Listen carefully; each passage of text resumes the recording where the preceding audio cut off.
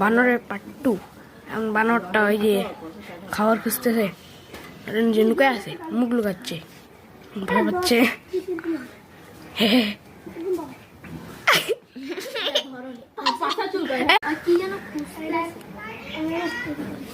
বানরটা কিছু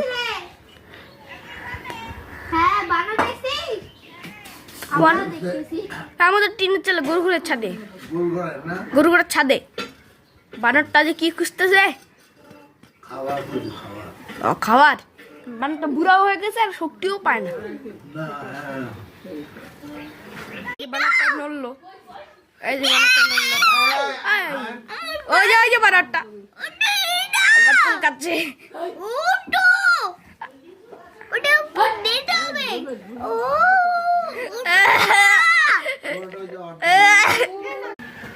মিষ্টি না হলে